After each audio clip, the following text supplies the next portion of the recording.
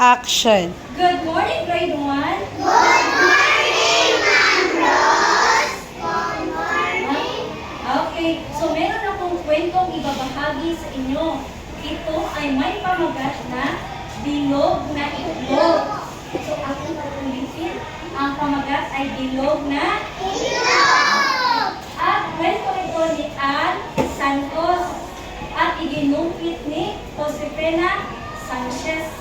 Okay, ating na basahin ang kwento. Tignan ang larawan at makinig na mabuti sa inyong guro. Okay, tignan. Okay. Go! Ay, sagaw. Malungkot na naman si Bilog na manok. Sumalungkot siya. Tinutukso na naman siya ng mga kararong itlog. So, tingnan mabuti. So, malungkot si Bilog. So, bakit kaya siya malungkot? Kasi, tinutukso siya na kanyang mga kararong itlog. Okay. Sabi ni Inahing Manok, bilog ang buwan na isinilang si Bilog. So, kaya, ibang-iba ang kanyang anyo. Hindi matulis ang tuktok, hindi malapit ang batok. So, iba ang anyo ni Bilog. So, tingnan natin kaya. Madalas ipares sa bulat, lobo, at holen si Bilog. Kaya minsan, umalis siyang masama ang loob. Sumasama ang loob ni Bilog. Kasi marami siyang inahangtulad sa mga bulat, holen, at lobo. So, kaya masama ang kanyang loob. Kaya, sabi niya, pupunta ako sa malayong puok. At sabi niya, napabulong-bulong at napaikot-ikot. Okay, so tingnan natin saan siya pupunta. Sumikat na noon ang araw sa silangan. So tingnan nyo, merong araw. Okay, nakita ng araw si Bilog. So nandito ang araw, nakita niya ang bilog. At nagtanong ang araw. At ito ang kanyang katanungan. Bakit ka malungkot? Tanong ng araw. Ang sabi ng bilog, tinutukso nila ako dahil sa aking ayos. So, dahil sa ayos at hugis ng bilog, kaya siya malungkot. Tignan niyo ang larawan. O, ano ang sabi niyo sa larawan? Ano siya? Malungkot. O, sad. Ano ang ibig sabihin ng sad? Malungkot. Ano ang sad? Malungkot. Okay. Pero ang sagot ng araw, tingnan nyo, makinig ng mabuti kung ano ang sasabihin ng araw. Walang masama sa pagiging bilog, sabi ng araw. So, hindi masama ang pagiging hugis bilog. So, sabi niya, uulitin ko, ang sabi niya, walang masama sa pagiging bilog. Okay lang yan. Ang hugis mo ay bilog. Masdan mo mabuti ang aking magiging ayos, sabi ng araw. Tignan nyo ang araw. So sabi niya, tignan nyo mabuti ano ang mangyayari sa araw. Tignan natin. Okay, tignan ang nasa larawan. Bilog. O, sabi, pareho pala tayo ng bilog. O sabi ni Bilog, sabi niya, katulad sila na hugis. Ano? O circle o bilog. So, sabi niya, pareho tayo. So, pareho sila na bilog ang kanilang hugis. Tuwang-tuwang sigaw ng itlog. So, masayang-masaya ang itlog. Kasi pareho sila na hugis. Pareho na hugis. Hugis, ano ang hugis nila? Bilog. O, bilog o circles. English, no? Okay. Oo, tulad ng mga planeta sa kalawakan. So, sabi ng araw, tulad ng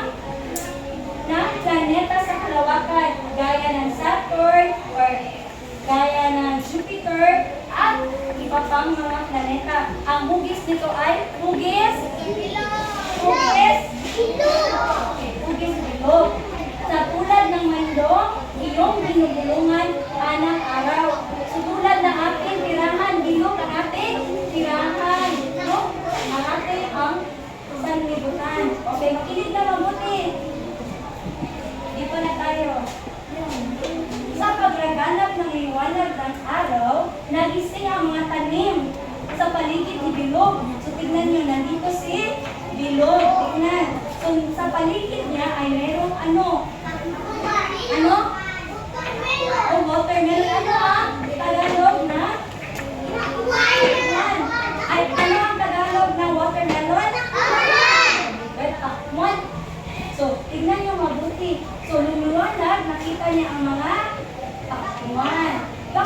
At nagtanong sila, bakit ka malungkot? Tanong nila, ha? Tanong nila ka? Bilog. Bakit ka malungkot? Tanong ng pakwan sa itlog. Tinutugso nila ako. So, sabi ng Bilog, tinutugso nila ako. Dahil sa aking ayos, sagot ni Bilog. So, sabi niya, malungkot siya kasi ang kanyang ayos or hugis ay bilog. Titignan natin ano kaya ang isasagot ng pakwan. So, makinig na mabuti para malaman natin. Ito na. Okay, makinig. So, ang sabi dito, makinig na mabuti. Ang mga paris namin, sabi ng pakwan, ay lalong tumatapis kapag nahihigot. Kaya walang masama sa pagiging bilog. So, ibig sabihin, kapag mas bilog ang pakwan, mas matamis ito.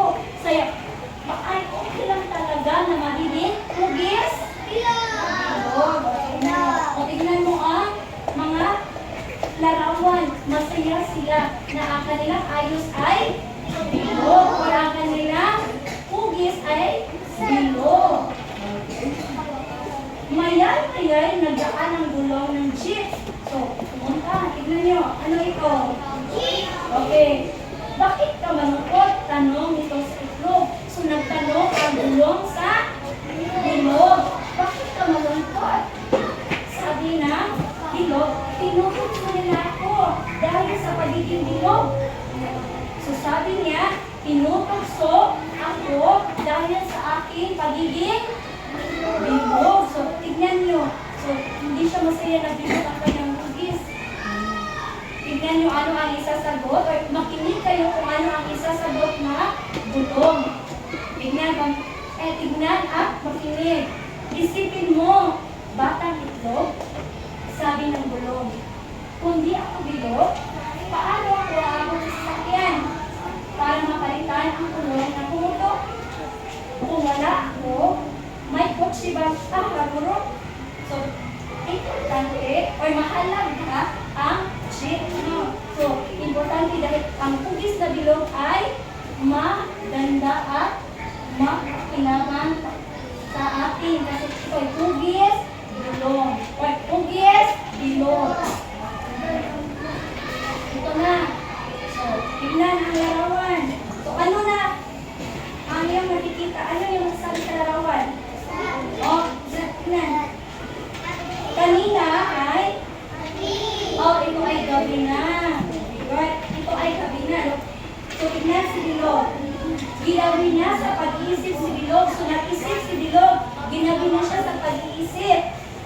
Wala naman yatang masama sa aking ayos, sabi niya, Bilog. Babalik ako sa mga kapatid ko, pinahing manok.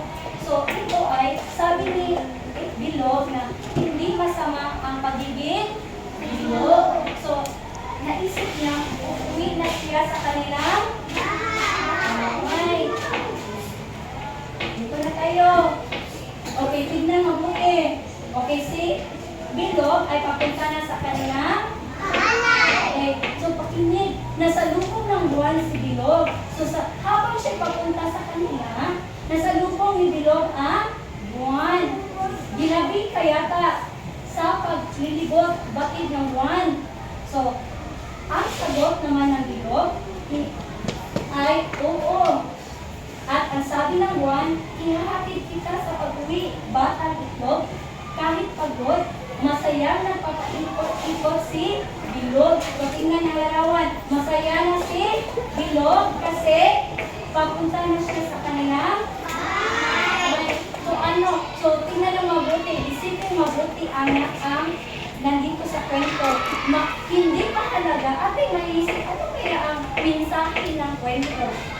Hindi mahalaga ang iyong Lino. hindi mahalaga ang iyong anyo. No? Okay lang na bilog ang iyong hugis. Okay lang na hindi kayo pareho. Okay? So, hindi dapat ating ay isipin na okay lang na tayo ay iba. Okay? Okay. So, naintindihan ba?